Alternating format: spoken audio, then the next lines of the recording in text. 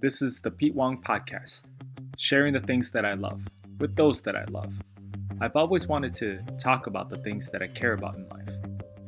People have told me time after time, why don't you just share more of you? And with that, let's go.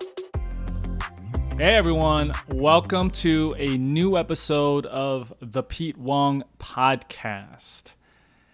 It has been a while and I am actually feeling a little nervous. I was sitting here setting up all the equipment and realized that it has been a while since I've recorded using this setup here as far as some of my gear. Let me just check in with all of you. How is everyone doing? This podcast is all about our self-care, focusing on mental, physical, and spiritual health and well-being. Just want to take a few seconds here to just ask you to ask yourself, how are you doing?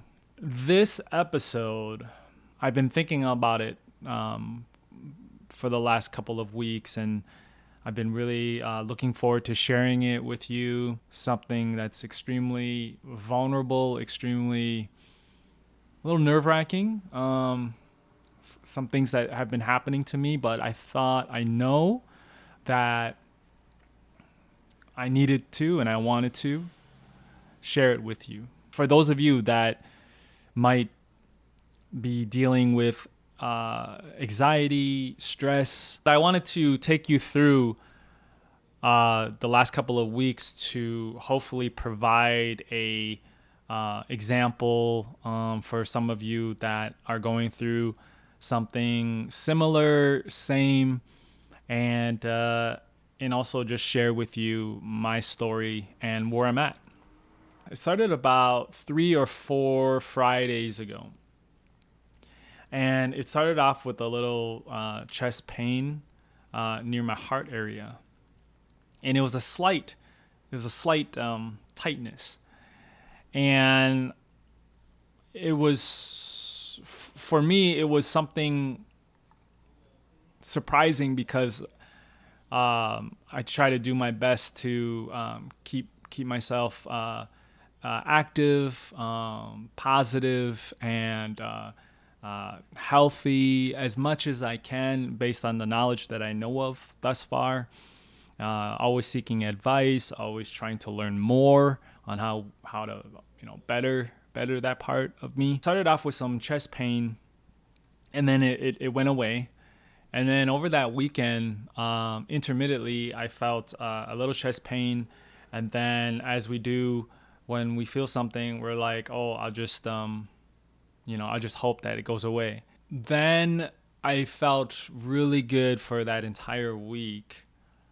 And then the following Friday, I was meeting my mom and dad for lunch at Hong Kong Noodle. Shouts out to Hong Kong Noodle at the University of Minnesota. With the new restrictions, things letting out, people going back to eating at restaurants a little bit more frequently. Hong Kong Noodle opened up, and my family, my mom and dad, we decided to meet up there for lunch. And as I was exiting the highway, driving in my car, I felt that tightness again. And then I was like, okay, let's breathe through it. And then I started feeling some tingly. Some tingly, or what people are calling pins and needles, in my right arm, and then a little numbness. And when things like that happen to you, and I'm only speaking for myself. So this whole episode, I'm not. It's through my experience, through my perspective, and whatever I'm sharing, I'm not trying to impose what other people do, however the people feel. I just want to put that out there. When things happen to us physically or mentally or emotionally, I always my brain defaults to two ways. One is the worst thing, and second like a breath later, the best case scenario. I was driving, feeling the tingly, the little numbness, and then I saw my mom at the corner, and part of me felt like, okay, this sucks. Like I don't think this is just gonna go away. Pulled up to the parking lot, and then I met up my mom, and then we sat down at the table, and the lady brought out the tea, and when we go to Chinese restaurants, I like to have tea. I sat down and I felt nauseous. I felt the last time I felt this was prior to 104-degree temperature. I had an infection. It was an abscess. I was actually on vacation in Los Angeles, so I knew that feeling, and I knew that as much as I wanted it to go away, I needed help. Gratefully, I've been able to get insurance, being on unemployment, California unemployment. I was gratefully still able to get insurance, and that's like another topic of its own. Healthcare, people having the right to healthcare, and how it's a necessity in life, and especially as we get older. But I won't go into that this episode. Maybe we could tackle that with the guest. So I started feeling nauseous, and I felt like an kind of like an out of body experience. Like I was seeing myself, and it was not good, and I was freaking out, and I just inside I saw myself like ignoring it. But then I've learned, maybe because my family, we've gone through some difficult situations with cancer, with health issues, with life-threatening issues, and many overcoming them, some not. I knew that I had to say something, as in a way fearful, embarrassed. I didn't want to. In a way, I don't know why I thought this, but I didn't want to ruin the day. And I just told my mom, who was sitting across from me, like, "Mom, I'm not doing well. My chest hurts. I feel nauseous. I need to go see someone." Bless my mom and dad's heart and who they are. Right away, my mom's like, "Okay, Dad, take Peter to the emergency room." And back in the day, when I heard that term emergency room, I would freak out. But the different experiences that I've had in the past years, I've really learned to embrace that when you have something that you're unsure of or you can't control, if you can get the help, get it. Because there are certain things that are just out of our reach, or just out of our knowing. Not the ideal situation, but as far as, of course we want to fix things on our own, but sometimes we need to trust in that someone's going to be taking care of us. Not sure who it is, not sure, in what way, shape, form, but that there is. We get in the car, my dad drives my car, and I'm thinking, I can make it to my clinic. It's 14 minutes away. And I'm like, doing my breathing thing, because I'm like, oh, this isn't so bad. And then I'm like, I'm still thinking it'll go away. And then we get stuck at a light. And my dad's like, "No, you know what, Peter? Why don't we just go to the ER over here at the University of Minnesota?" Which is, if he just takes a right, it's the closest thing. So he did, and I'm glad that my father helped make that decision for the both of us. And we pull up to the closest medical building, and and this is crazy because now I know if you can prevent, I understand fully if you can prevent as soon as you start feeling the symptoms and you're not sure what to do, definitely do whatever you can to get that help, because at some point I caught myself having difficult breathing in addition to the pain, and we were stuck at a stop sign, 2 stop signs, and I was just like, it was scary. I run in there and I tell them I need the emergency room, and they're like, it's actually not in this building. So then I rush out. Luckily, my dad was still just out in front, and I told the parking attendant, like, where's the emergency room? I need to go right now. And then he's like, it's 2 blocks down. So just staying positive, get in the car, staying positive, practicing my breathing, practicing letting go, practicing detaching from all the thoughts. And we get to the emergency room, and I go in there, and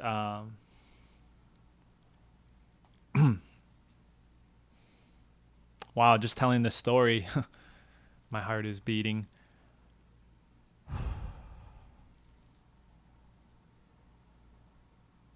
But I know it's good to share this story with you all. I get to the ER, and you still got to do the paperwork, and they said that a nurse will be right out. They're gonna take the EKG, and to see how if it's serious, and if it's not serious, then I'll continue to wait in the lobby. If it is serious, then they'll do their best to get me seen. They called my name, went to the back. They took the EKG, and then they told me right away that it's not a heart attack. It's not cardiac arrest. No stroke. Please wait outside the lobby. This was probably around 12:30 on a Friday. And for the next 4 hours, my dad and me waited in the lobby. And because I still didn't know what it was, part of me was kind of freaking out and unsure. I was thinking, do I have COVID? Even though I did the vaccine, haven't really been around anyone. But it was like these thoughts race in your head, and then it got cold, and then like my headache would come and go. The chest pain was still a little tight, but it come and go, and I just wasn't sure what it was. By the 5th hour, we called my name, went back to the doctors, and they did the testing, and everything looked all right. Everything checked out okay. So I took X-ray. I even did ultrasound because they're feeling my stomach, and there was some pain, and everything after the testing checked out good. My numbers were good. But I was still feeling headache. I was still feeling slight dizziness. The chest pain, the nausea had dissipated. But I was asking the doctor, like, I still am feeling these symptoms. Feel little numbness here and there. And they were like, everything checks out all right. But if the symptoms worsen, definitely come back in. And I'm like, okay, let's hope that doesn't happen.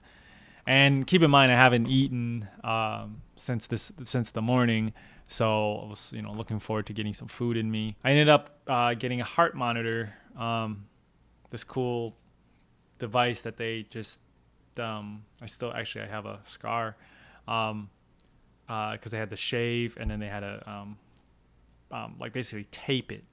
And it's an incredible device. I'm really grateful to be introduced to that device, just to check out my heart.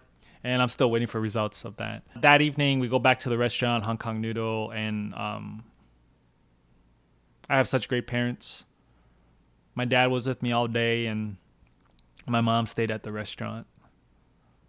And I felt bad for doing that. I felt bad for having my mom wait 8 hours at this restaurant. She reminded me, don't worry. She did it because she loves me.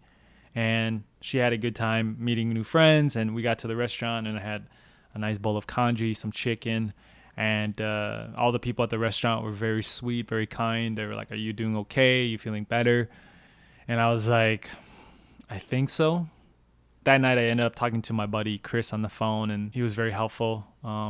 Just someone to talk to, and my buddy, bless his heart, he just had a baby girl, and here he is at 11:30 talking to me on the phone, and just feel grateful and blessed for the people in my life. Saturday, we had a graduation party to go to, and then another birthday party, and surprisingly, I didn't feel any symptoms at all. Okay, maybe I'm getting better. And then Sunday, I basically stayed home and did our family Zoom talk. And about midday, I started feeling, or not midday, but some point during the day, I felt a headache, a little dizzy. And then I felt tingly. And then in the evening, I was feeling the tingly all over. And it was difficult to go to bed because I was feeling the tingly on the arms, on the legs, in the feet. I was hoping that it wasn't symptoms of a stroke or anything like that. And I don't know if it's helpful to have read about online about symptoms, because they look like it looked like either a stroke or COVID, and I was like scaring myself. That night I decided to, before going to bed, I had a hard time sleeping, but I decided to take a moment to do some of the qigong exercises that my brother, I feel grateful that my brother in these last couple of months during the pandemic has taught our family. And it's another practice for being mindful, helping with our breathing, and also this beautiful thing of connecting with our internal organs as well, and just this grounding and this like a combination of internal, external, that I think only certain aspects of martial arts or certain aspects of these kind of forms of exercises, qigong, has available, and also a spiritual a spiritual perspective as well, a spiritual connection. So I was terrified. I was terrified about, and I tried to tell myself, don't think about it. It's not that bad. You'll be okay. If it is bad, it is what it is. Like, you're gonna be fine. So I was trying to practice detaching my thoughts, but it was very difficult. And I finally got to bed, and then when I woke up, I was like, okay, cool. Like we're good. We're back. But I felt a little fuzzy, a little headache, and the numbness had not gone away. My plan for the day was to make an appointment to see, as the emergency room doctor suggested. The next steps would be contact my primary care doctor. So because of these symptoms, as I was making the appointment and they weren't going away, and I felt nerve-wracking, I decided to tell the receptionist on the phone, or the person making the appointment, hey, I'm feeling these symptoms. I'm thinking about just going to the urgent care. And then she transferred me to an RN. The moment that I spoke to an RN, she asked me about, how I'm feeling, my symptoms. And I told her, and she's like, I'm going to have you do something if you don't mind. I said, okay. I want you to hang up the phone with me and call 911. And I was like, oh my gosh. And then I started feeling the tingly coming up to my mouth. And now I'm thinking, really, is this a stroke? Is this COVID? And I call 911, and the dispatcher says, if you can, do you feel okay walking down to the lobby? And one second, pretty loud outside. I just gotta shut the door. Window. The dispatcher says, do you feel okay with meeting the ambulance is on its way? We got a driver on the way. And then I said, yeah, I feel okay to walk down. So I gathered some things because I learned my experience from Friday that I should have a couple of things with me because it's possible I'm going to be waiting many hours, or there's going to be a lot of downtime. I get down there. It was scary waiting. I guess I'm sharing this with you because I want for you to, based on hearing this, to not feel afraid, to not feel shameful, to not feel embarrassed, and possibly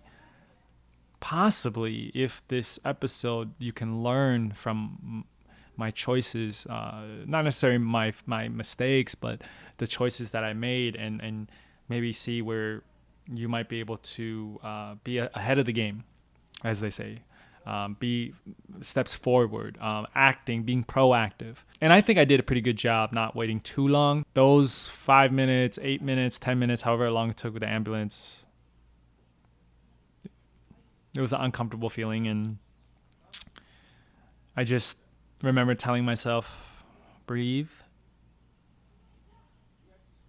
You were meant to keep living, but if for some reason you're not, it's okay. It's okay. But for now, let's not panic. Let's trust. Let's believe. Let's have faith. And then I calmed down a little bit. My breathing got a little better. Still, it wasn't easy. It still was, hard breathing. But I heard the ambulance and I was like, Pete, you're uncomfortable. It's okay. It's on its way. You're going to be taken care of. And it's weird because when the ambulance came,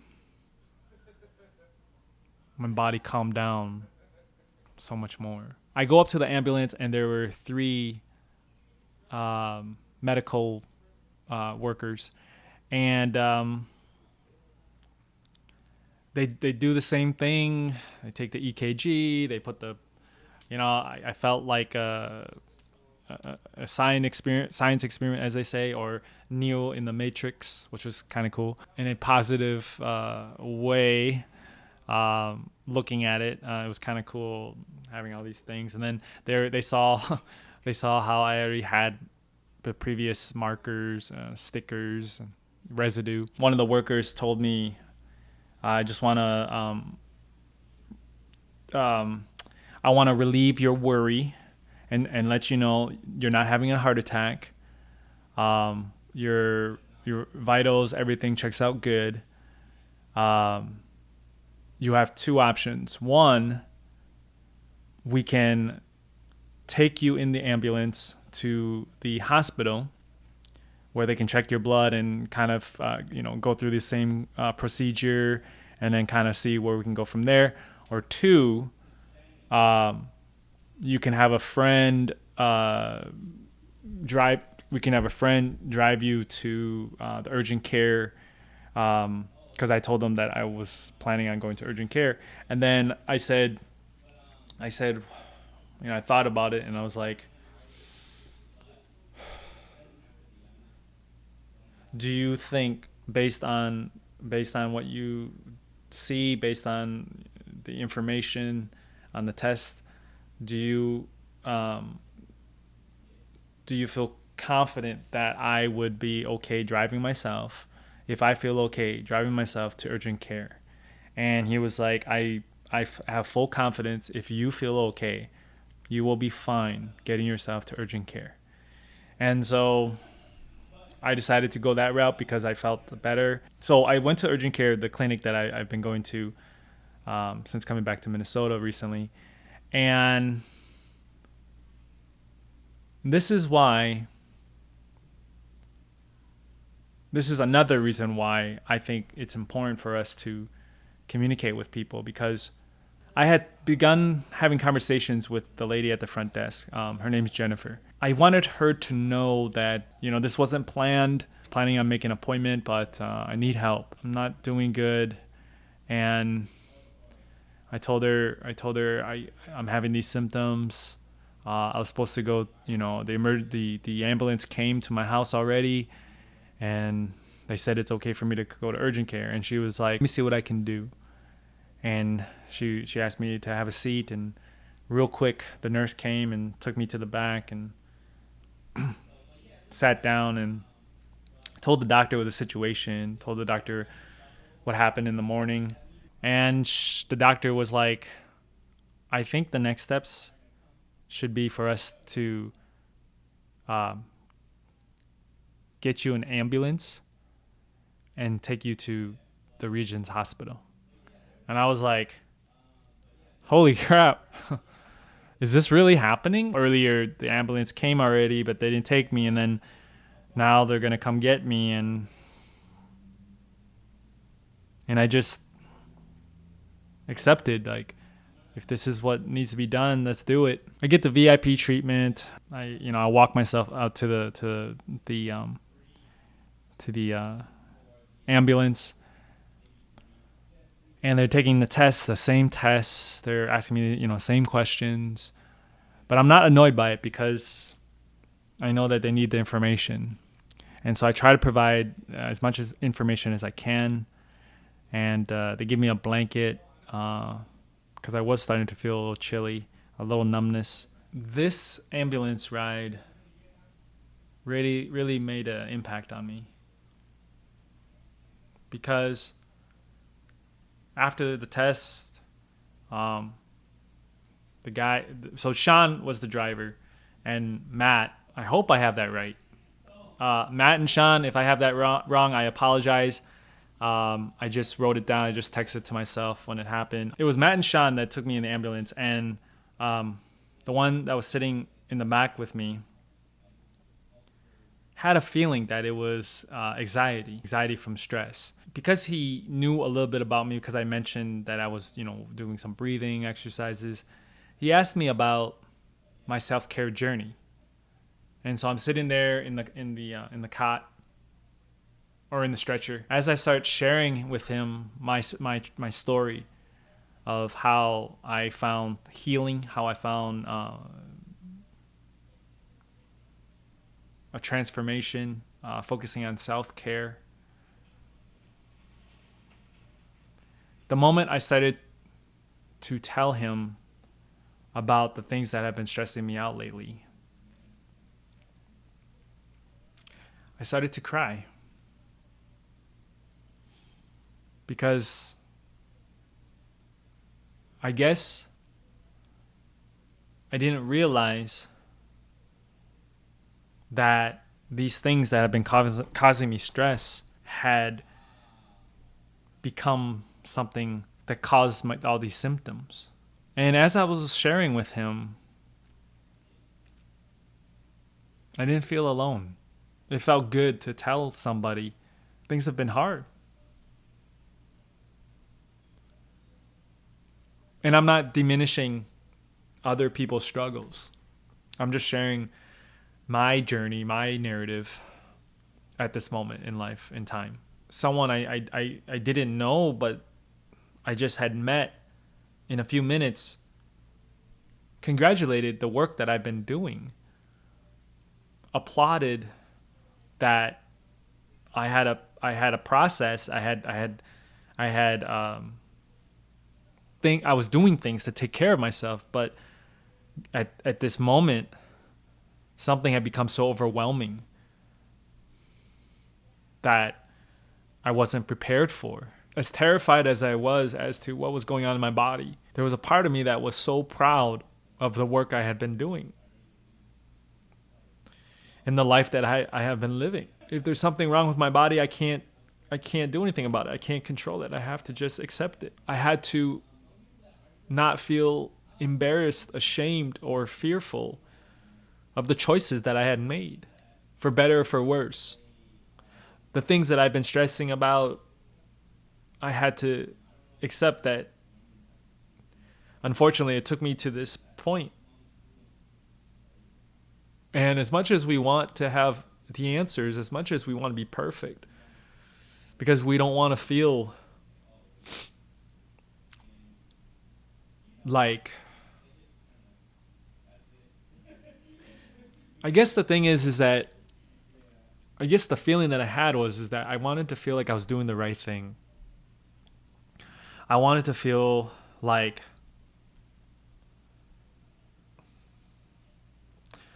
I was doing the best thing for myself and the people that I love. But the truth is that I didn't have a clue. The truth is that I was trying to do my best.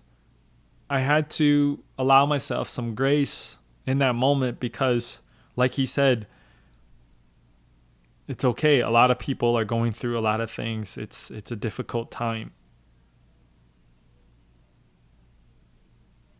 And I think for a long time, as much as I wanted to say that to myself, I wanted to be proud of the things that I was doing and making the steps.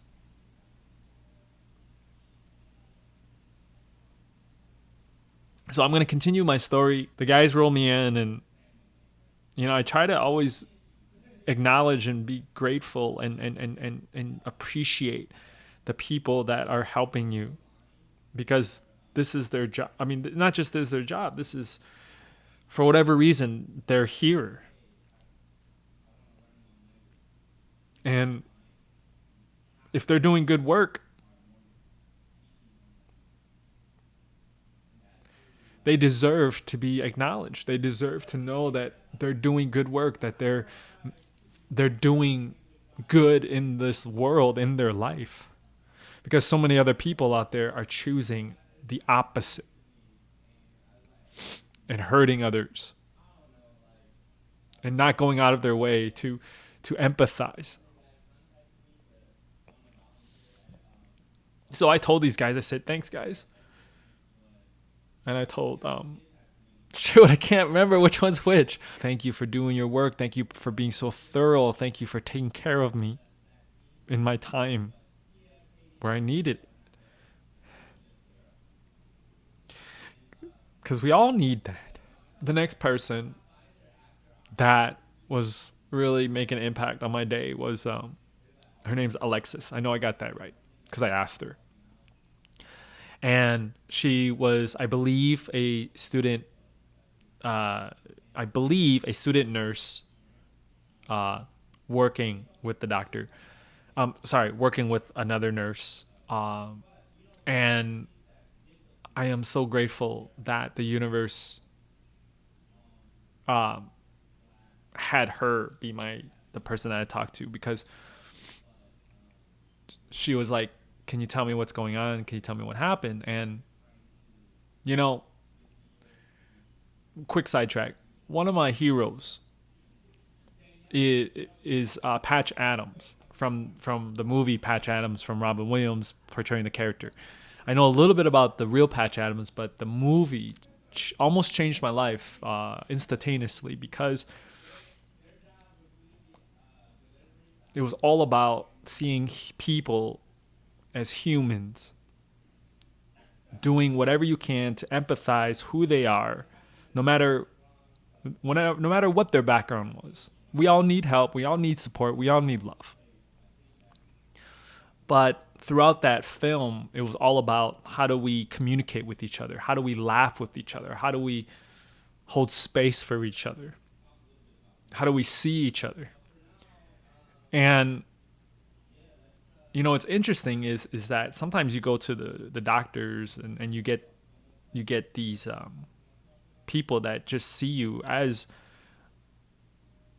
a number, or as a patient, as a person who needs help, but not the full person coming in. And I remember in Patch Adams, there was a scene where,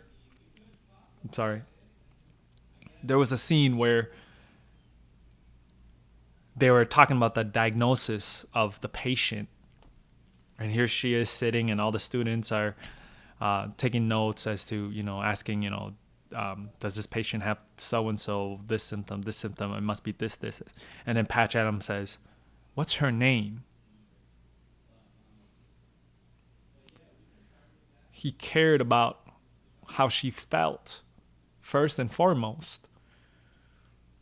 And when Alexis asked me, can you tell me how you feel? Can you tell me what's happened? I told her, and this is part of the thing that I want to share with another thing I want to share with y'all is we have to speak our voice. We have to speak our truth, because there are moments in life where people don't know who you are if you don't say it. So I told her everything. I said,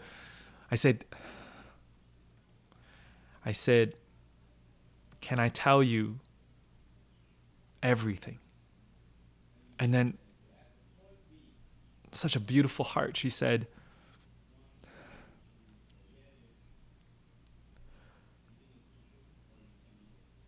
I want you to tell me whatever it is that you want to tell me. And even on here, sharing this entire story with y'all, I'm like, this is too much. This is like a long episode, and it's too much for you guys to sit and listen. But I'm doing this because when we're dealing with this kind of stuff, we feel alone. Because it's helpful, and that's why it's helpful to talk to people about it, but you're going through it yourself. These symptoms are you're going through it, these questions.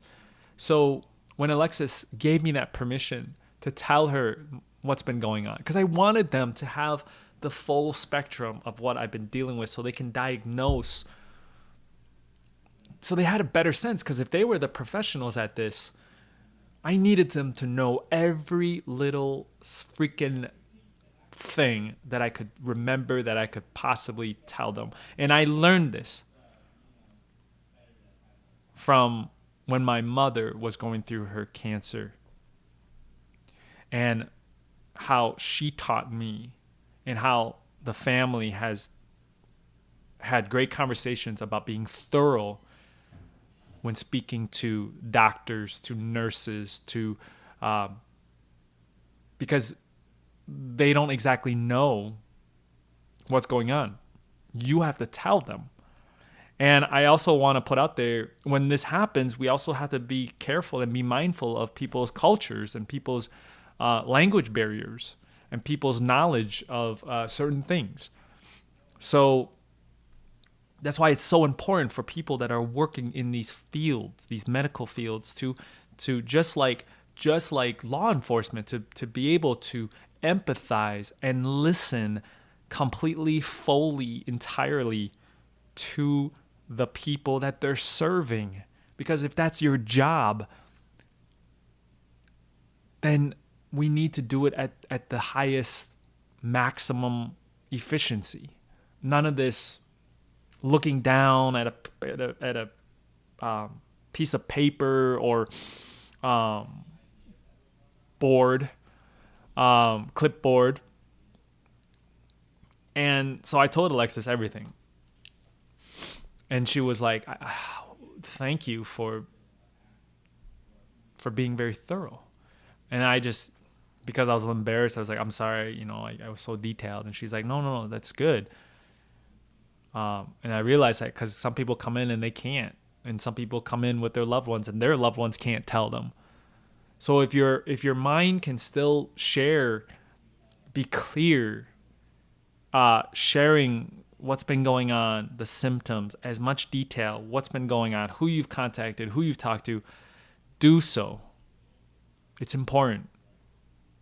It could save your life. It could save someone else's life. So I get brought back there, and I understand that not all nurses are as compassionate or as empathetic because you can't control it. Whoever you get is who you get. And another nurse came in and he wasn't mean, but he wasn't careful about how he was communicating to me. He wasn't slowing down to take care of me. Thank you for the work that you do. Thank you for helping me. But I wish I do encourage you to slow down because people in those moments, it's devastating. It's scary. And they need your help. They need your support. So slow down, look at them, make contact, smile. Don't rush them. Eventually the doctor came in. The doctor came in, looked like a young fella. And Dr. Paddock, I believe, pulled up a chair next to me and sat cross-legged and put his hand like this and tilted his head, and I felt so comfortable right away, instantly. He asked me if I've been dealing with some anxiety, if I've been feeling stressed, diagnosed it as anxiety based on what he's seen, based on what I've shared. He taught me, and I'm gonna teach you right now, box breathing. He said, if the symptoms come up, you can do the box breathing. So box breathing is, imagine a box, 4 sides. So you inhale for 4, hold for 4, exhale for 4, and then normal for 4, and then it restarts. When you do that, hopefully it can calm you down. I had never known that. That's box breathing. Thank you, doctor, for sharing that with me. So I had told the doctor that, I did some Qigong, I do martial arts boxing, I meditate, do yoga. And he was like, similar to the ambulance ride, he wanted me to know that I was doing a good job, that I was already doing a lot of good things to take care of myself. And he just wanted me to know that, there's a lot that there's a lot that other people have been dealing with. There's a lot that I've been dealing with. And this just it bit me. it just got me. Recommended if I needed some medicine that I could do that, because the doctor said if you feel that the symptoms are too much, you can take a you can take a pill, you can take half of the pill if you feel that. Otherwise, just you continue to do the breathing, but it's up to my discretion, obviously. I felt pretty good, that they had figured out what they think it is, what it was, that all the symptoms that I had been showing was because of anxiety and stress related. And I told them, I said, is it normal to continue to have these symptoms?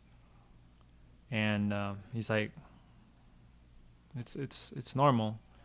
And eventually it will go away. I just got to keep working at it. And then my girlfriend Emily came and picked me up, and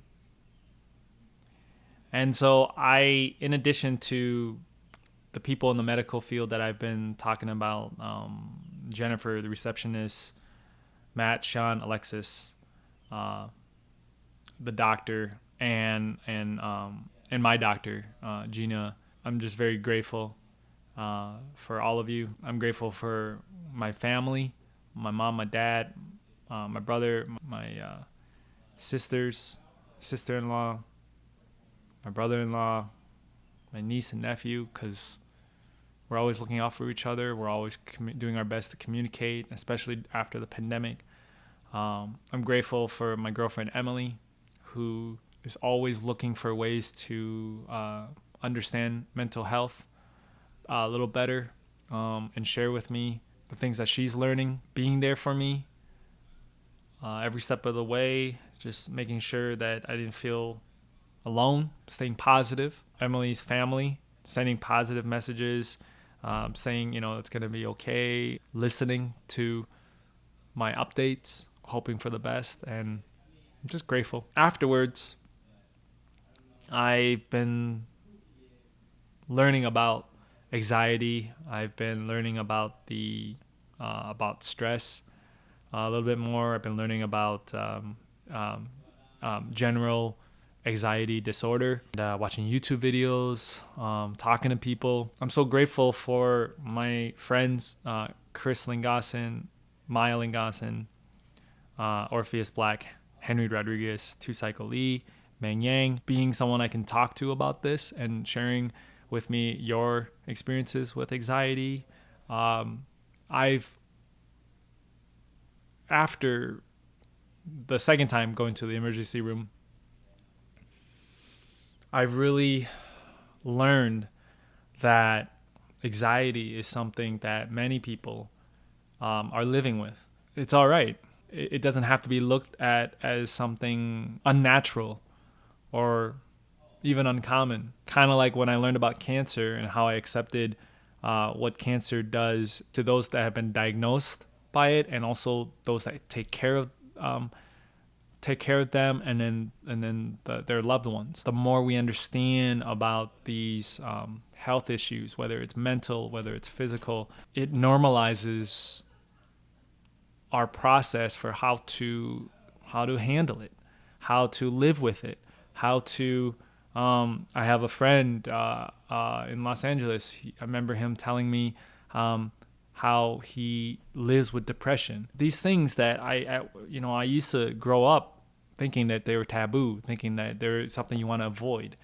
And the more that I dive deeper into self-care, mental health, physical, mental, spiritual, these things that I really care about at this point in my life than ever before, just wanting to empathize with people that you're going through this, you're feeling these symptoms, and you're not alone. And you might be freaking out in the emergency lobby, and that's okay, but there are things that we can do to possibly curve that perception. Working on not worrying, although I mean, I'm guilty of it. Like the stress took me too far, and I never mentioned what the stress was from, and it's been a combination of a deeper rooted thing, which is what I'm learning. The lesson that I'm getting from this is, and from talking to my friends, is I need to be careful how I define success. I have to be careful how I view money, how I view my relationship with money. I've been feeling a lot of anxiety and stress around not knowing where my money is coming from. I haven't been sure about where my California unemployment is at. I haven't heard from anyone. I've been receiving mail, but not the information that I've been needing. And you can't, again, just like when the pandemic started, you can't talk to anyone, you can't speak to anyone. And so I've just been feeling in limbo. And I felt in limbo early on in the pandemic because for the same reason. And then I was able to calm myself down and accept that I have to control my emotions, because it's gonna stress me out. It's gonna hurt me physically. With things opening back up, the pandemic, I think that inside I felt a sense of urgency that I needed to make some moves, that I needed to find more money. I'm really learning how to let that go and how to do what I can and really just let go and trust in the process. It's hard. It's the thing I've been working on, probably the most, outside of the things that I've already been developing. So I guess this was another wake-up call, a real wake-up call as to got to be careful, and you got to take care of yourself. Even when you didn't know things were affecting you, now you know. And instead of regret, instead of feeling like a failure, I need to look at this as growth, a blessing. As my buddy Chris reminded me, you didn't know. You didn't know, and now you're adding new tools. And that's how I feel. I feel like there's certain things that I've been working on, creating a practice out of. I've been getting really almost like a superpower. And then there are some areas that I feel lackluster. I feel like I feel clueless. I feel lost. I feel like I want to know more, but sometimes I don't know how. I'm learning that that's okay. You just keep going. This episode was wanting to share with you all my dealing with anxiety, my dealing with stress recently. By sharing my story, my experience in the last couple of weeks, what I will be continually working on as a follow through based on what's happened. I hope all of this helps in some way, shape, or form. I just hope that by sharing this, it helps you. It supports you. It, in some ways, lifts you up and protects you. Want to, again, just thank everyone that's been there for me throughout this process, and those of you that are going to be helping me, aka a therapist I'm going to be seeing pretty soon here, the continuing knowledge that I'm gaining, how to improve, how to better myself, how to love, how to just enjoy life a little more. So thank you, everyone. Please, I would love to hear from you. I would love to hear your experiences with anxiety, your experiences dealing with stress, or if you just want to let me know what's going on. That's totally cool too. I do plan on having guests again. I got one guest that I met, reunited with by surprise through a school guest speaking for Career Day. And I just feel really grateful and blessed and honored to have ran into him again. And I look forward to all of you meeting him and sharing his story and the things that he does, that he's been doing for living his life. Thank you, everyone. As always, you are loved, you are enough, and you are worthy. Blessings to all of you. Thanks for tuning in. We'll catch you next week. And remember, you are loved, you are enough, and you are worthy. Blessings to all of you.